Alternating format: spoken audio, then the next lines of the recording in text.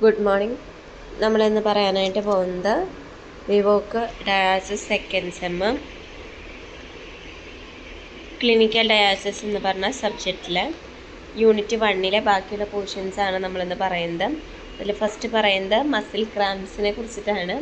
അപ്പോൾ നമുക്കറിയാം ഇതിലെ മസിൽ ക്രാംസ് എന്ന് പറയുന്നത് നമുക്കൊരു പേഷ്യൻറ്റിന് ഈ ഒരു ഡയാലിസിസ് ചെയ്യുന്ന സമയത്ത് എന്താണ് മസിലൊക്കെ ഉരുണ്ട് കയറ്റമൊക്കെ ഉണ്ടാകാനായിട്ടുള്ള സാധ്യത ഉള്ളതാണ്. ബാക്കി നമുക്ക് ഇതേപോലെ തന്നെ നമുക്ക് ഡയാലിസിസ് ഒക്കെ ചെയ്യുന്ന സമയത്ത് നമുക്ക് ഹൈപ്പോ ടെൻഷൻ പേഷ്യൻസിന് അനുഭവപ്പെടാം ഹൈപ്പോവോളീമിയ കണ്ടീഷൻസ്. ഹൈപ്പോവോളീമിയ എന്ന് പറഞ്ഞെങ്കിൽ ഡ്രൈ വെയിറ്റിനേക്കാളും താഴേക്ക് എന്താണ് നമ്മുടെ ഫ്ലൂയിഡ് എന്താണ് ഡയാലിസിസിലൂടെ പുറത്തു പോകുന്ന ഒരവസ്ഥയാണ്.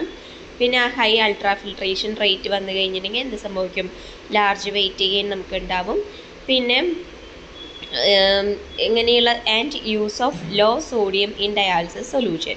ഓക്കെ, ഇത്രയും കാര്യങ്ങളൊക്കെയാണ് ഒരു ഡയാലിസിസ് സമയത്ത് നമുക്ക് ഉണ്ടാകുന്ന കാര്യങ്ങൾ. ഇനി നമുക്ക് നെക്സ്റ്റ് കുറച്ച് നമ്മൾ ഇത്രയും നേരം പറഞ്ഞ ഡയാലിസിസിനെ കുറിച്ചിട്ടുള്ള കുറച്ച് കാര്യങ്ങളാണ് നമുക്ക് അടുത്തതായിട്ട് പറയുന്നത്. അതിൽ ഫസ്റ്റ് പോയിന്റ് പറയുന്നത് നമുക്ക് ഡയാലിസിസ് സൊല്യൂഷൻ്റെ ടെമ്പറേച്ചർ എന്ന് പറയുന്നത് 35.5 ഡിഗ്രി സെൽഷ്യസ് ആണ്. അതുപോലെ തന്നെ നമ്മൾ ഈ ഒരു ടെമ്പറേച്ചർ എന്തിനനുസരിച്ചിട്ടാണ് സെറ്റ് ചെയ്യുന്നത്? നമ്മൾ ഡയാലിസിസിന് മുമ്പുള്ള ആ ഒരു പേഷ്യൻറ്റിൻ്റെ ടിമ്പാനിക് മെംബ്രെയിൻ്റെ ടെമ്പറേച്ചറിൽ നിന്ന് 0.5 ഡിഗ്രി സെൽഷ്യസ് ബിലോ ആയിട്ടാണ് ഈ ഒരു ടെമ്പറേച്ചർ നമ്മൾ ക്രമീകരിക്കുന്നത്. പിന്നെ നമ്മൾ നെക്സ്റ്റ് പറയുന്നത് സോഡിയം എന്ന് പറയുന്നത് നമുക്ക് എന്താണ് സോഡിയം അധികമായിട്ട് നമ്മൾ ഇൻടേക്ക് ചെയ്ത് കഴിഞ്ഞിട്ടുണ്ടെങ്കിൽ നമുക്കത് എക്സസ് ഫ്ലൂയിഡ് നമ്മുടെ ശരീരത്തിൽ എത്തുന്നതിന് കാരണമാവും. ഫ്ലൂയിഡ് ഇൻടേക്കുകൾ സാധാരണയായിട്ടൊരു അന്യൂറിക് പേഷ്യൻസ് എന്നൊക്കെ പറഞ്ഞിട്ടുണ്ടെങ്കിൽ നമ്മുടെ യൂറിൻ്റെ അളവ് തീരെ ഇല്ലാത്ത ആളുകളൊക്കെയാണെന്ന് വെച്ചിട്ടുണ്ടെങ്കിൽ 1 ലിറ്ററിനേക്കാളൊക്കെ എന്താണ് കൂടുതലൊക്കെ ആയിട്ടാണ് നമ്മൾ ഇതുപോലെ തന്നെ വെള്ളം കുടിക്കേണ്ടത്. പിന്നെ പറയുന്നത് നമുക്ക് ഡയാലിസിസിന് മുൻപ് സോഡിയത്തിൻ്റെ അളവ് കുറവാണെന്ന് വെച്ചിട്ടുണ്ടെങ്കിൽ നമ്മുടെ ഡയാലിസിസ് സൊല്യൂഷനിൽ സോഡിയത്തിൻ്റെ ലെവൽ അതിനനുസരിച്ച് നമ്മൾ കൃത്യമാക്കിയിട്ട് വെക്കണം. പിന്നെ പറയുന്നത് kidney functions. If substantial residual kidney function exists consider increasing urinary volume using diuretics. നമുക്കിപ്പോൾ കിഡ്നി ഫങ്ഷൻസ് ഒക്കെ വളരെ കുറവായിട്ടുള്ള പേഷ്യൻറ്റുകളൊക്കെ ആണെന്ന് യൂറിൻ്റെ ഔട്ട്പുട്ട് ഉണ്ടാക്കുന്നതിന് വേണ്ടിയിട്ട് നമ്മൾ ഡയൂററ്റിക് മെഡിസിനുകൾ, അതായത് നമുക്ക് യൂറിൻ്റെ അളവ് തീരെ ഇല്ലാത്ത ആളുകൾക്ക് യൂറിൻ ഉണ്ടാക്കുന്നതിന് വേണ്ടിയിട്ടാണ് ഡയൂററ്റിക് മെഡിസിനുകൾ കൊടുക്കുന്നത്. അപ്പോൾ അത് കൊടുക്കണം. ഇപ്പോൾ നമുക്ക് വീക്കിലി ഡയാലിസിസ് ടൈം എന്ന് പറയുന്നത് എക്സ്റ്റെൻഡ് ചെയ്യാന്ന് വെച്ചിട്ടുണ്ടെങ്കിൽ അൾട്രാ ഫിൽട്രേഷൻ റേറ്റ് 13 ml/kg കിലോഗ്രാമിനേക്കാളും താഴെയായിരിക്കണം ഒരു 1 hour നമ്മൾ ചെയ്യേണ്ടത്. Next consider raising the patient's target weight. അതുപോലെ തന്നെ നമ്മൾ എത്രയാണോ ഡ്രൈ വെയിറ്റ് ഒരു പേഷ്യൻറ്റിന് ഉദ്ദേശിക്കുന്നത് ആ ഒരു ഡ്രൈ വെയിറ്റിലേക്ക് പേഷ്യൻ്റ് എത്തുന്നത് അത് നമ്മൾ ടാർജറ്റ് ചെയ്യേണ്ടതാണ്.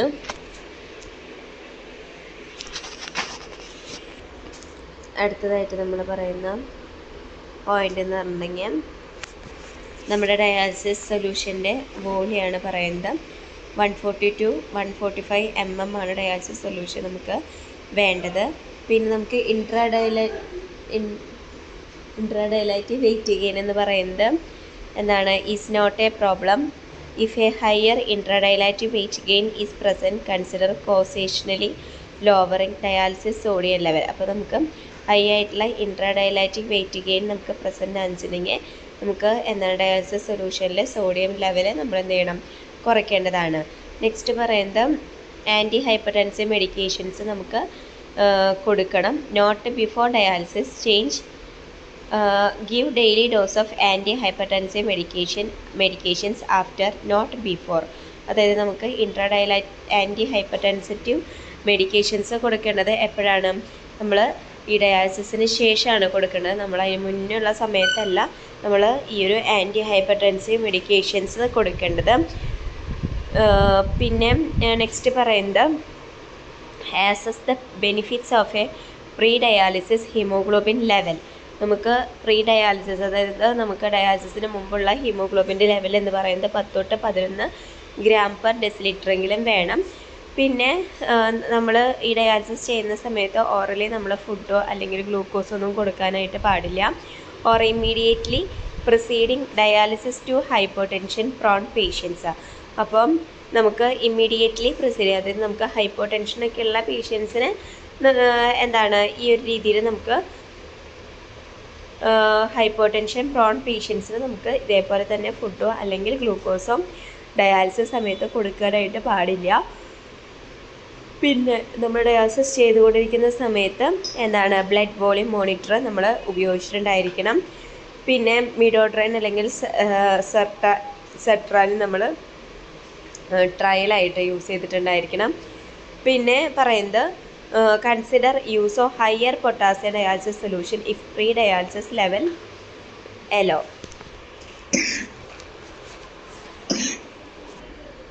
അടുത്തതായിട്ട് നമ്മൾ പറയുന്നത് strategy to help prevent hypotension during ഡയാലിസിസിനെ കുറിച്ചിട്ടാണ്.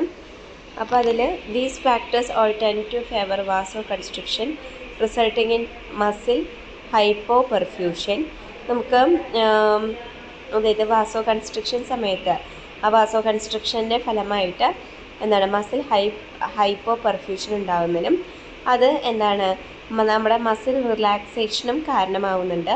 Muscle cramps most commonly occur in association with hypotension. നമുക്ക് മെയിനായിട്ട് നമ്മുടെ ഈ ഒരു മസിൽ ക്രാംസ് ഉണ്ടാവുന്നതിനുള്ള കാരണം എന്ന് വെച്ചിട്ടുണ്ടെങ്കിൽ പേഷ്യൻസിന് ഹൈപ്പോടെൻഷൻ ഉണ്ടാവുന്നത് കൊണ്ടാണ്. Although cramps often persist after seemingly adequate blood pressure has been restored. അപ്പോൾ നമുക്ക് കറക്റ്റായിട്ട് നമ്മുടെ ബ്ലഡിലുള്ള ഫ്ലൂയിഡുകളും അല്ലെങ്കിൽ നമ്മുടെ ബ്ലഡ് വോളിയം എന്ന് പറയുന്നത് കൃത്യമായി കഴിഞ്ഞാൽ നമുക്ക് എന്ത് ചെയ്യാനായിട്ട് സാധിക്കും, ഈ ഒരു മസിൽ ക്രാംസ് നമുക്ക് ഉണ്ടാവാനായിട്ടുള്ള സാധ്യത ഇല്ല. ഇനി ക്രാമ്പിങ് എന്ന് പറയുന്നത് ഏറ്റവും കോമൺ ആയിട്ട് നമുക്കൊരു ഫസ്റ്റ് മന്ത് ഡയാലിസിസിനൊക്കെ ശേഷം തന്നെ പേഷ്യൻസിനെ കാണപ്പെടുന്നതാണ് ഈ ക്രാമ്പിങ് എന്ന് പറയുന്നത്. പിന്നെ എന്താണ് it is more common in patient with a low cardiac index. Cardiac index വളരെ ലോ ആയിട്ടുള്ള പേഷ്യൻസിലാണെങ്കിലും നമ്മൾ കാണാറുണ്ട് മസിൽ ക്രാംസ് കാണപ്പെടാറുണ്ട്. പിന്നെ ഡയഗ്നോസ്റ്റിക്കലി obscure elevations in serum creatinine phosphokinase level on routine monthly laboratory tests may result from intradialytic muscle cramps. നമുക്ക് ഇതേപോലെ തന്നെ സിറത്തിൻ്റെ അളവാണെങ്കിൽ അതുപോലെ തന്നെ ഫോസ്ഫോകൈനേസിൻ്റെ അളവൊക്കെ കൂടുന്ന സമയങ്ങളിലും നമുക്ക് ലബോറട്ടറി ടെസ്റ്റുകളിൽ നമുക്ക് മന്ത്ലിയൊക്കെ നമുക്ക് ചെക്ക് ചെയ്യാറുണ്ട്. അപ്പോൾ അങ്ങനെ ചെക്ക് ചെയ്യുമ്പോൾ അതിൻ്റെ റിസൾട്ടുകളൊക്കെ കൂടിക്കഴിഞ്ഞിട്ടുണ്ടെങ്കിൽ അത് ഇൻട്രാഡയലാറ്റിക് മസിൽ ക്രാംസിന് കാരണമാകുന്നുണ്ട്. ഹൈപ്പോ മഗ്നീഷ്യമീയ എന്തിന് കാരണമാവും? Treat resistant muscle cramping during dialysis. ഇതേപോലെ തന്നെ നമ്മുടെ ശരീരത്തിലെ മഗ്നീഷ്യത്തിൻ്റെ കണ്ടൻറ്റ് കുറയുന്നതും ഡയാലിസിസ് ട്രീറ്റ്മെൻറ്റ് സമയത്ത് എന്നുണ്ടാവാൻ കാരണമാകുന്നുണ്ട്, മസിൽ ക്രാംസ് ഉണ്ടാവുന്നതിന് കാരണമാവാറുണ്ട്. നെക്സ്റ്റ് പറയുന്നത് ഹൈപ്പോകലീമിയ കണ്ടീഷനാണ്. ഹൈപ്പോകലീമിയ എന്ന് പറയുന്നത് നമുക്ക് ലോ ആയിട്ടുള്ള കാൽസ്യത്തിൻ്റെ അളവാകുമ്പോഴാണ് ഹൈപ്പോകലീമിയ അല്ല ഹൈപ്പോകാൽസീമിയ. ഹൈപ്പോകാൽസീമിയ എന്ന് പറയുന്നത് ലോ ലെവൽ കാൽസ്യമാണ് എന്ന് പറഞ്ഞാൽ 1.25 mm ആണ് നമ്മുടെ ശരീരത്തിൽ ഉണ്ടാവാം. അപ്പോൾ ഇത് നമുക്ക് കാൽസ്യം ഫ്രീ ഡയാലിസിസ് സൊല്യൂഷൻ ഉള്ളത് കൊണ്ടും അതുപോലെ തന്നെ ഫോസ്ഫേറ്റ് ബിൻഡസ് സിനാ കാൽസറ്റ് ഉപയോഗിക്കുന്നത് കൊണ്ടൊക്കെ നമ്മുടെ ശരീരത്തിലെ കാൽസ്യത്തിൻ്റെ അളവ് കുറയാനായിട്ടുള്ള സാധ്യതകളുണ്ട്. ഇനി pre dialysis hypokalaemia will be excreted by the usual level of dialysis solution potassium and may precipitate cramping as well. ഇതേപോലെ തന്നെ ഹൈപ്പോകലീമിയ കണ്ടീഷൻസ് ഉണ്ടെങ്കിലും നമുക്ക് ക്രാമ്പിങ്സ് ഉണ്ടാവാനായിട്ടുള്ള സാധ്യതകൾ ഉണ്ട്. ഇനി നെക്സ്റ്റ് പറയുന്നത് ഇതിൻ്റെ മാനേജ്മെൻറ്റിന് വേണ്ടിയിട്ട് നമുക്ക് ഹൈപ്പോടെൻഷൻ വന്നു കഴിഞ്ഞിട്ടുണ്ടെങ്കിൽ എന്തൊക്കെ കാര്യങ്ങൾ ചെയ്യാമെന്നുള്ളത് 0.9% സലൈൻ നമുക്ക് പേഷ്യൻസിന് കൊടുക്കാം. അപ്പോൾ നമ്മുടെ ക്രാമ്പിങ്സ് ഒക്കെ കുറവ് വരാനായിട്ടുള്ള സാധ്യതകളുണ്ട്. പിന്നെ ഹൈപ്പർട്ടോണിക് സൊല്യൂഷനുകളായിട്ടുള്ള സലൈൻ, ഗ്ലൂക്കോസ്, മാനിറ്റോൾ ഇതൊക്കെ നമുക്ക് നമ്മുടെ മസിലിനെയും ഡയലേറ്റ് മസിൽ ബ്ലഡ് വെസൽസിനൊക്കെ ഇല്ലെങ്കിൽ അതിലൂടെയൊക്കെ ബ്ലഡ് കൂടുതലൊക്കെ ആയിട്ട് ഒഴുകുന്നതിന് കാരണമാകും. പിന്നെ concentrate sodium load associated with hypertonic saline. ഇപ്പോൾ നമുക്ക് കൂടുതലായിട്ട് നമുക്ക് ഇപ്പോൾ BP ഒക്കെ കൂടുതലായിട്ടുള്ളവരിലാണ് നമുക്ക് സോഡിയം ലോഡ് ധാരാളമായിട്ട് കൊടുക്കുന്നതെന്ന് വെച്ചിട്ടുണ്ടെങ്കിൽ അവർക്ക് ഇതേപോലെ തന്നെ പലതരത്തിലുള്ള പ്രോബ്ലംസ് ഉണ്ടാവാനായിട്ടുള്ള സാധ്യതകളുണ്ട്. അതേപോലെ തന്നെ ഷുഗർ പേഷ്യൻസിൻ്റെ ശരീരത്തിലോട്ട് അഞ്ചിനെങ്കിൽ ഹൈപ്പർട്ടോണിക് ആയിട്ടുള്ള ഗ്ലൂക്കോസ് അഡ്മിനിസ്ട്രേഷൻ ചെയ്തിട്ടുണ്ടെങ്കിലും അവർക്ക് അതിൻ്റേതായിട്ടുള്ള ബുദ്ധിമുട്ടുകൾ ഉണ്ടാവാനായിട്ടുള്ള സാധ്യതകൾ ഉണ്ട്.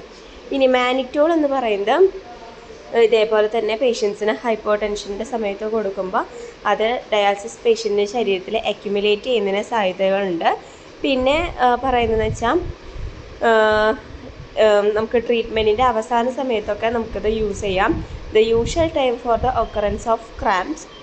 പിന്നെ നിഫെഡിപ്പിൻ എന്ന് പറയുന്നത് 10 ഗ്രാമാണ്. നമ്മൾ sometimes can reverse cramping in hemodynamically stable patient but not causing a notable fall in blood pressure. അപ്പോൾ നമുക്ക് ഇതേപോലെ തന്നെ ഹൈപ്പർ ടെൻഷൻ സമയത്ത് നിഫെഡിപ്പിനും 10 മില്ലിഗ്രാം നമുക്ക് കൊടുക്കാനായിട്ട് പറ്റും. പിന്നെ forced stretch of muscle involved and massage may provide relief. പിന്നെ നമുക്ക് ചെയ്യാവുന്ന കാര്യം എന്ന് പറഞ്ഞാൽ നമുക്ക് ആ മസിൽ ഉരുണ്ടി കയറിയ സ്ഥലത്ത് നമ്മൾ സാധാരണ ചെയ്യുന്ന പോലെ ഉഴിയുക അല്ലെങ്കിൽ നന്നായിട്ടൊന്ന് മസാജ് ചെയ്യുമ്പോഴൊക്കെ ഈ മസിൽ ക്രാംസ് നമുക്ക് ഒഴിവാക്കാനായിട്ട് സാധിക്കും.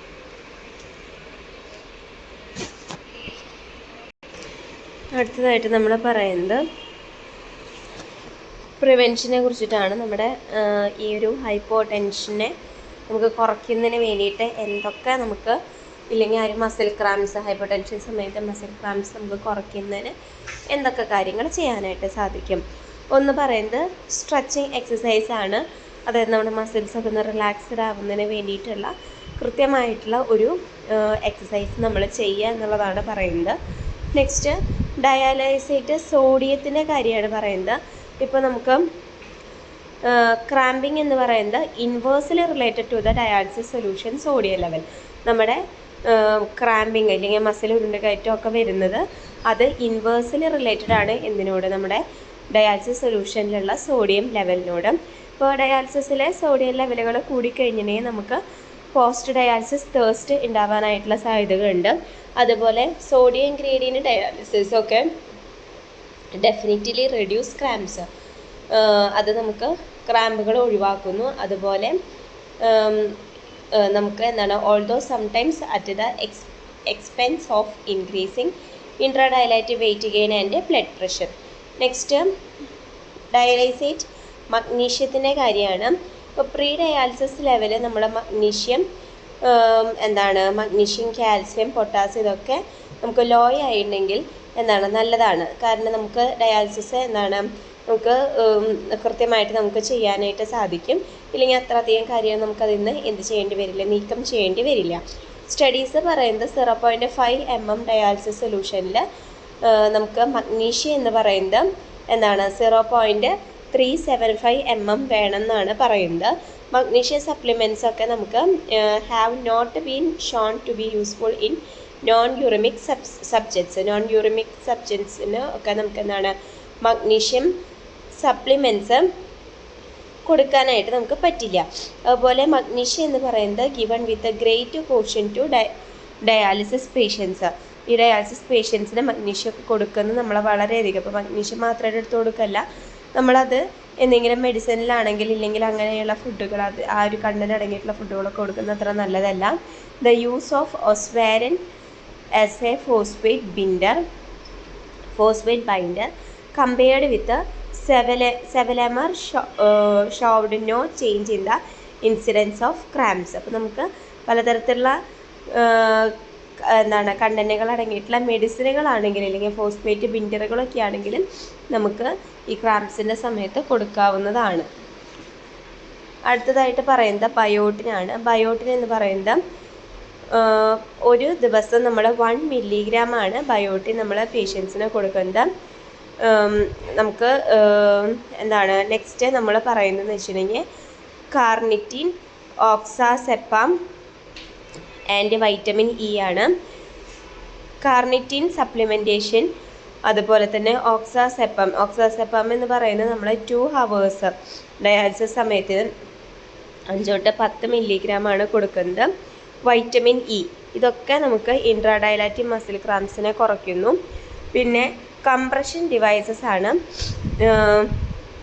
നമുക്കിതുപോലെ തന്നെ ഒരു ടൈപ്പ് സീക്വൻഷ്യൽ ആയിട്ടുള്ള കംപ്രഷൻ ഡിവൈസുകൾ ബെനിഫിഷ്യലായിട്ട് നമ്മൾ എന്തിനു വേണ്ടി യൂസ് ചെയ്യുന്നുണ്ട്, നമ്മുടെ മസിൽ ക്രാംസ് കുറയ്ക്കുന്നതിന് വേണ്ടി യൂസ് ചെയ്യുന്നുണ്ട്. പിന്നെ